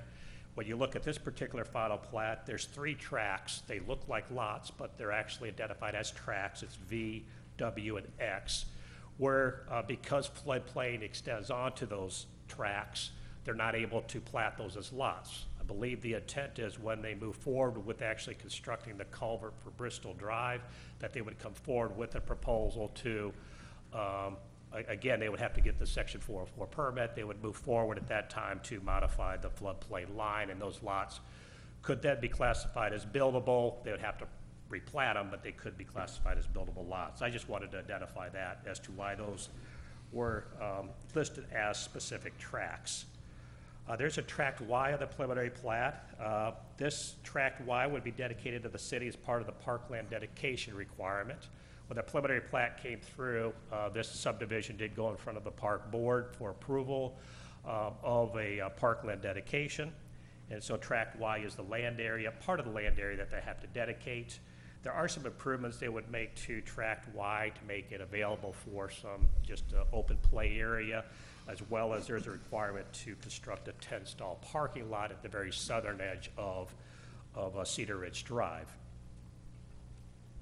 I do want to note that the final plat before you has, again, the total of 36 lots. The developer has indicated they will be constructing the subdivision in phases, which they can do. We approved the entire final plat, but they come in and build only sections of the roadway to open up only a few lots. The first section they intend to open would be lots 387 to 399 and lot 415. What this means is that the connection to those lots would be from the Stonegate subdivision. They would extend Saddlebrook Road, and then they would extend Cedar Ridge Drive to the cul-de-sac area. There would be no connection to Cedar Ridge subdivision or the existing Brookside subdivision as far as the first phase of the 10th plat. They would come back after the development of the first phase to do the next 2 phases. Second phase, they indicated, would connect to Cedar Ridge Drive. Third phase would be crossing Bristol Drive. So they certainly, if the final plat's approved, are allowed to actually build the subdivision infrastructure in phases. The Planning Commission has submitted proposed findings. I do want to note the final plat is the same as the approved, substantially the same as approved preliminary plat. It is in compliance with all the conditions, restrictions, and requirements of the Unified Development Code, and no conditions were attached to the approval of the preliminary plat. It was at their August 19th meeting that the Commission did vote 6-0 to accept the to recommend to the council the Brookside 10th final plat with a recommendation of approval. It was subject to 5 conditions. I have identified those 5 conditions on the in the staff report. Those 5 conditions have also been incorporated into the development agreement that I included and attached to your in your packet. I've also included the engineering memorandum regarding the provision of facilities for the subdivision, as well as the minutes from the Planning Commission meeting. So that concludes staff report at this time. Thank you. Questions of staff? Councilmember Westcott? Who was responsible for recording the final plat in those two previous issuances? The applicant is responsible for that. It used to be they had to record it within 6 months of approval by council. They now have 1 year to record the final plat. So they failed on 2 previous occasions. Are they present tonight? I believe they're represented tonight, yes. Other questions of staff? I'll entertain a motion to dispose of the first reading of Bill 2999. Mr. Mayor, I move that we approve Bill 2999, the Brookside 10th final plat. Second. There's a motion and a second to approve the first reading of Bill 2999. Is there any discussion? All in favor? Motion carries unanimously. Mr. Cataract, I don't think you're going to play with this next one here. I think it's going to be that fellow sitting over there. May we have the first reading of Bill 3001 by title only? The first reading of Bill 3001 by title only, an ordinance of the City of Raymore, Missouri authorizing the mayor to enter into an agreement with Holiday Sand and Gravel Company for delivery of bulk road salt. Staff report, please. Thank you, Your Honor. Actually, we're going to mix it up on you, and Ms. Watson will be making this staff report.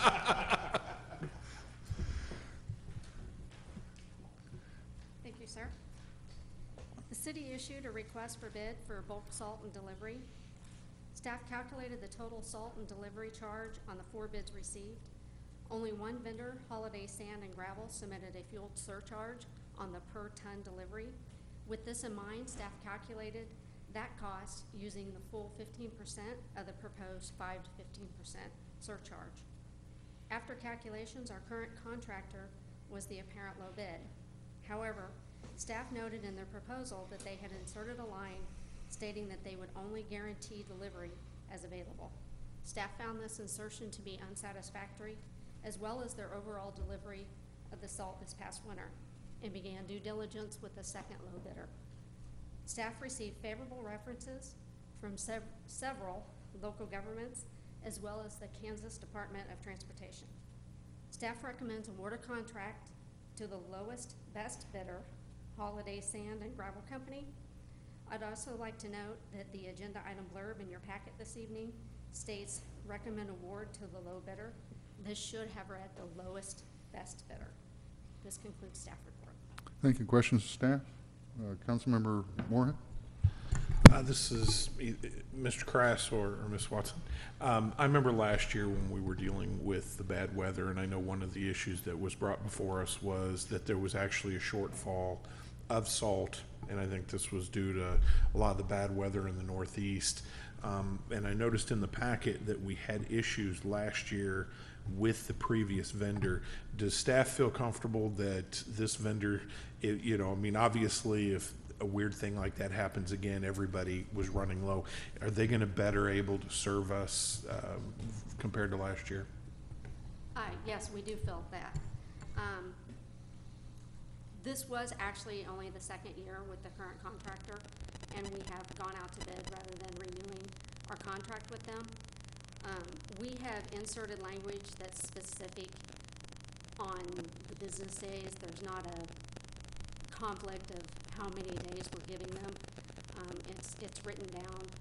Also, when we went into, I won't say negotiations because it's a bid, but we had several frank conversations with this contractor, and the one thing that they were willing to do for us that the current contractor was not is once we contract with them, they do not hold us to purchasing a certain set amount of bulk salt, but they do set aside a guarantee of that amount for us.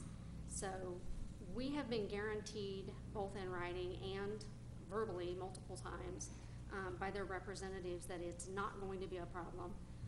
Like I stated in the proposal, we had very favorable references from several local cities, both Missouri and Kansas, as well as the Department of Transportation for Kansas, all of them stating that they were never late. They were always on time. And if I could dovetail off of that, one of the keys that we found when we're in negotiations on getting salt in here while it's snowing is that the vendor that we have chosen needs to honor the contract as a contract where they have said they will deliver within so many days without an exception that is unless a bigger kid on the block is asking for it. And unfortunately last year MoDOT was asking for a lot and they just simply threw their hands up and said, we don't have it, we can't deliver it. Joe? The prior vendor raised a sense of frustration with the gentleman to my left because they raised impossibility of performance. And though I would attempt to write mean letters or say mean things, believe it or not, they defied me and weren't able to perform, and Mr. Fairborn was extremely frustrated about that response.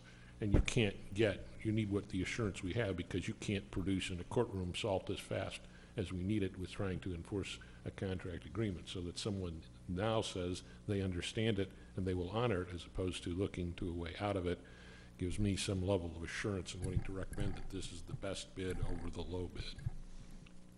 Other questions of staff? Thank you. I'll entertain a motion to dispose of the first reading of Bill 3001. Mr. Mayor, I move that we approve Bill 3001, award of contract for bulk road salt purchase and delivery. Second. We have a motion and a second to approve Bill 3001. Is there any discussion? All in favor? Motion carries unanimously. And may we have the reading of Bill 3000, please, by title only. The first reading of Bill 3000 by title only. An ordinance of the City of Raymore, Missouri, authorizing the mayor to enter into an employment agreement with Jim Fearborn for the services of a city manager, authorizing approval of this ordinance and execution of the contract herein for appointment of a city manager for orderly administration of the legal, administrative, and contractual matters of the city. Staff report, please. Thank you, sir. I'll call on Mr. Willard.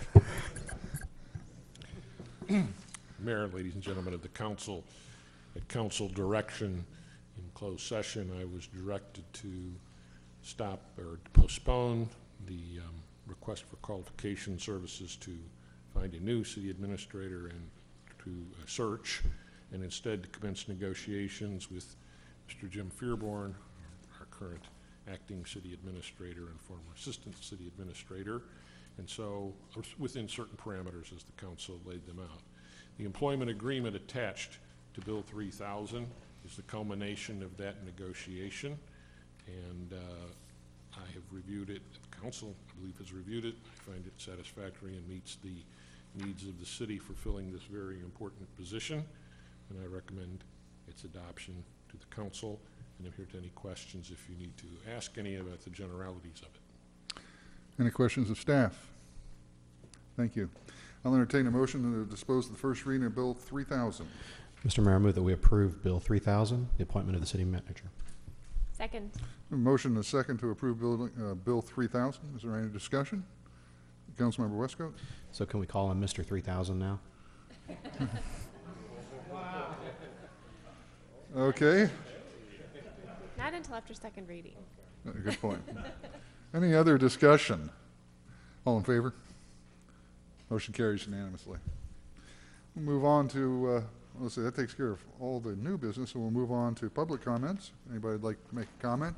Please identify yourself for the record. Keep your comments to under 30 seconds. I'm kidding, 5 minutes. I would like to inform the council that as of today, the Raymore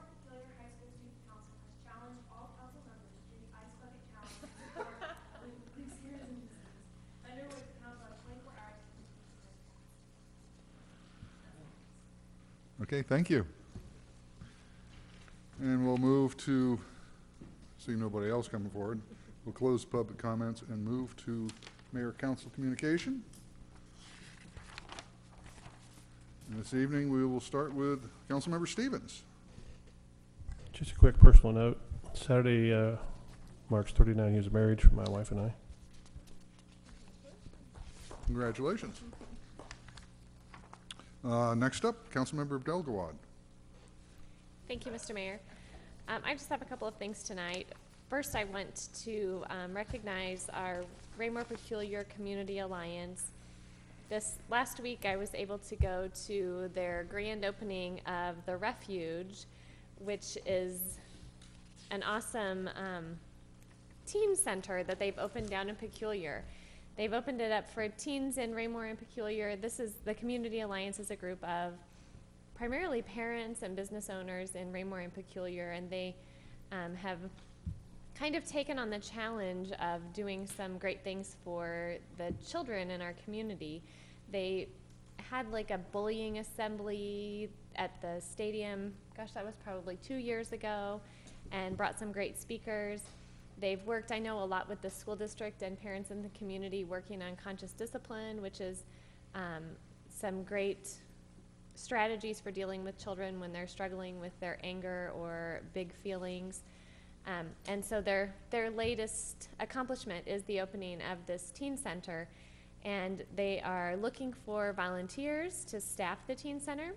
They're looking for businesses or community members to make donations so they can buy things.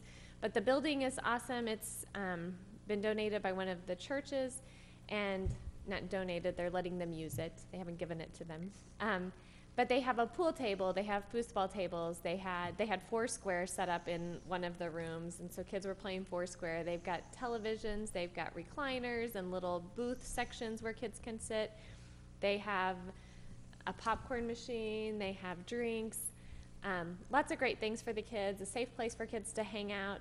And they've got just a couple things on the schedule for September that I wanted to share out in case any teens are interested. It's for 7th through 12th graders in our Raymore Peculiar community. And their first event is September 19th from 7 to 10 p.m. And they're just offering music and games, just inviting the middle school children to come down and check it out and enjoy some music and games that night. They'll have snacks available for purchase, their flyer says. And then the second event they have planned in September is September 26th, and it's for the high schoolers. And it is from 9 to 12 p.m., and they're calling it their 5th quarter. So it's a celebration with music and games after the football game that night. Again, snacks available for purchase. And if you are interested in more information, they do have a Facebook page at RPCA Refuge.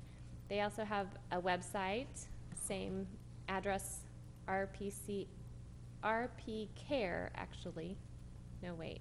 It looks like RP Care if you break it that way, or it's rpcarefuge.com. So anyway, check it out. It's a great resource for the kids in our community. And secondly, my family visited one of our local restaurants for brunch a couple weeks ago, and so I just want to remind everybody, shop local, eat local, support our local businesses. We've got some great restaurants, some great stores. I've visited several in the last few weeks and just want to encourage everybody, city staff and all the residents, to do the same. Thank you. Thank you. Councilmember Boehner. No comment. Okay, Councilmember Holman. Thank you, Mr. Mayor. I got three things. To Ms. Moorhead, I accept your challenge. You're a day late. My soccer team threw it at me yesterday, and we have practice tomorrow night, so I'm hoping for another day of the heat wave. I'm sure it's going to be on video. I'm not a Facebook person, but it's going to be available. So I will fulfill my pledge tomorrow night, whether I want to or not, because the 14-year-old boys are starting to get big. They can take care of me if I try to duck out of that one. It's good to see my mentor and longest tenured colleague in city service, Mr. Faulkner, over there. I find it coincidental that we just had someone, was it at our last meeting, talking about urban chickens, and you showed up tonight. And the third thing, it was a great personal privilege to be in the presence of Mr. James tonight. I mean, there's so much to talk about there. The man's a member of the greatest generation, a World War II vet, recipient of the French Legion of Honor and a centenarian. We are, I think, probably at the point where there are no World War I veterans left living. If there are very, very few. And unfortunately, our World War II veterans are leaving us at a great rate as well. So it was a personal honor and privilege to see the mayor proclaim, "Thank you, sir," as today as Roger James Day. Thank you. Councilmember Hubach. No comment tonight. Councilmember Westcoat. Thank you, Mr. Mayor. I want to start off by thanking staff. I want to thank them for their due diligence and their professionalism.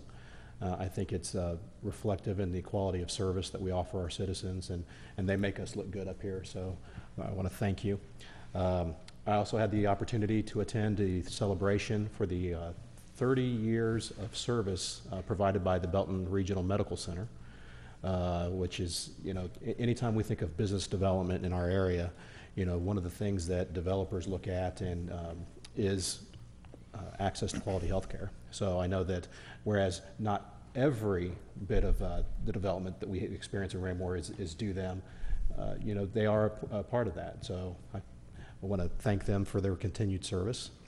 And to address the city council's challenge, or from the student council, not to take away from ALS, but dumping ice water over your head is cute, because committed men and women pull or plunge.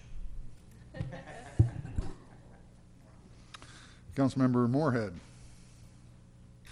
Wow, to follow up on that, actually, seriously, Mr. James is an inspiration. It was wonderful that we were able to honor him. The man has done so much for this country that I'm glad that we could do it, and he deserves more. And so that was a wonderful experience. I want to, since this is, it's been a little bit, I want to congratulate Judge Lett again. She will be moving on to our circuit court, since our Raymore Municipal Court currently serves as the minor leagues for the Cass County Circuit League. We will be choosing another judge. I did have the pleasure last week. We had kind of at the last minute, I was asked to serve as a moderator for the Joint Cities meeting with Peculiar Raymore, our school district, as well as the county, and it was a wonderful opportunity to hear all the different activities that are going on. Chief Zimmerman gave a wonderful presentation, eye-opening presentation regarding all the joint efforts that are being made to make sure our kids get to school safely. We forget that is a sacrifice, but it's a sacrifice we wanted, because we want a better school road, and this is how you get it. So please respect that speed limit. We received some data regarding the obscenely high rate of speed over the speed limit that drivers had used during the testing periods. So I can't say enough. Please slow down a little bit. Let's get those buses turning properly and safely with our kids in it. And big deal, you're taking an extra 5 minutes, because the end result will be a good school road. So please honor that. While Judge Lett is a new addition, I do want to just briefly say, well, this was only the first read. One of the things that really resonated with me during our discussions was we wanted a seamless transition and a good transition, and there was zero question with Mr. Fearborn.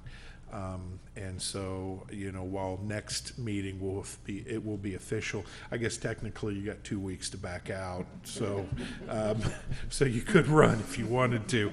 But I know, I speak for myself. I am happy to see that you're filling that seat, and I'm very comfortable with that decision. The final thing I will point out is we did have one high school student that waited to the end, although I'm her ride home.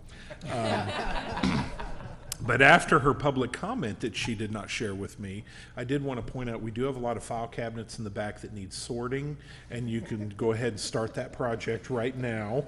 But I also want to remind her that all actions of the council require a majority vote of the council, and since there's only one other member, I think you missed that opportunity. So, and even Mr. Westcoat pointed out the polar plunge would be a more appropriate action. So I'm going to dodge the bullet on this ice bucket thing. Final comment back to the joint cities briefly, since I was jokingly referred to as the mayor pro tem because both of them were gone. I do want to say, even just getting the label of mayor in any capacity, I had no control over the weather. Apparently it's only our current mayor, because even the mayor pro tem at the Belton event, it was obscenely hot, and he clearly must have dropped the ball on the weather control. I apologized for that. Councilmember Kellogg. Thank you, Mr. Mayor. First of all, I'm going to say that it was an honor to be in the same room with Mr. James tonight. You're right, he's done extraordinarily amounts for this country, and my hat is off to him, and if I was the man of uniform, I'd salute him, but I don't think that I've earned that right to salute him because I have not served.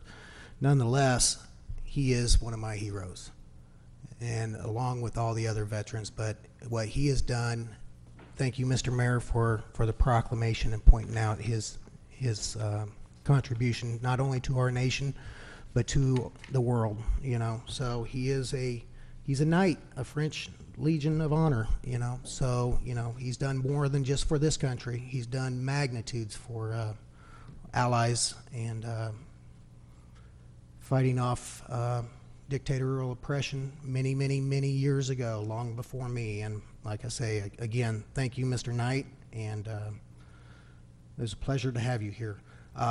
Next on my list is for Jim Feuerborn. Congratulations. It was a no-brainer as far as I'm concerned. You know, for the last several weeks, I've taken comments from people that I run into, you know, when you going to hire Jim, you know, and I'm just sitting there like, I can't say nothing. You know, and it's like, that was an easy pick, you know, that you're one of those low-hanging fruits there, you know, thanks a lot. You're well qualified and pleasure to have you on. Also, for Rebecca Moorhead, I've done the Ice Bucket Challenge, but I'll accept your challenge. I'd do it again. ALS is a wonderful cause, and in the last week and a half, I've learned, you know, something that I didn't know about some people here in Raymore, and one of them that I didn't know I had ALS, I discovered here just recently in the last 4 or 5 days that she does have ALS, and just one of the nicest people that I've ever met in Raymore, a former business owner, and it's real heartbreaking to see that person with the degenerative disease that she has. Just when she walked in the room, she lit up the room, and she still does. She's in many of our hearts, and I'd be honored to do that. And thank you for the challenge. On the final note, I won't use any names in this because of, I don't want to say sensitive nature, but it is sensitive. One of all of our neighbors, I won't say what ward, but one of all of our neighbors is and I know we've got several law enforcement in Raymore. One in particular that I know serves on the SWAT for the Highway Patrol. And he was called to duty in Ferguson, Missouri to provide security there. And I was able to speak to him the last couple of nights and see how he was doing. And more importantly, not more importantly, but equally important, was how his wife was doing, you know, because he was more than willing and to go serve and do his job. Did it willfully and happily because that's his line of profession. But I know for a fact his wife was awake all of those nights actually, because she was worried and stressed out for him. So it was nice to see him come back. It's nice to see Ferguson come to some calm. Hopefully, I haven't seen my Facebook news feeds lately, you know, since I come in here, but so far it's been pretty quiet there today. And hopefully it maintains that way. So anyway, to that unnamed neighbor, thank you. Keep up the good work and stay safe. Thanks a lot. Thank you. I'll echo the sentiments of everybody this evening. recognizing Mr. James and his contribution. Nobody mentioned the farmer's market, so I'll mention it. 72 degrees, light breeze, and shade. Guaranteed, okay. The big thing this evening, I feel, it was the stream buffer ordinance. That's something that's been going on and on and on. There's been a number of people that have been involved with it, beginning with the Planning and Zoning Commission, the council, of course, and city staff. I think what we have now is better than what we started with, and it's a good ordinance. I don't remember who was saying, is it perfect? None of us can create a perfect law up here. It'll require adjustments in the future, I am sure. So I'll hold my congratulations for 2 weeks. Somebody noted that you could back out, so I'll wait.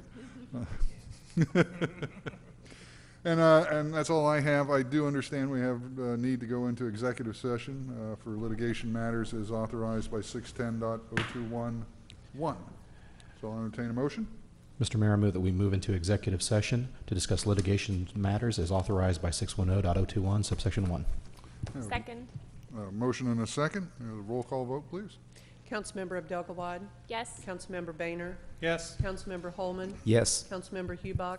Yes. Councilmember Kellogg? Yes. Councilmember Moorhead? Yes. Councilmember Stevens? Yes. Councilmember Westcoat? Aye. We'll retire to executive session. We'll reconvene only to dismiss the main meeting. Thank you, everyone.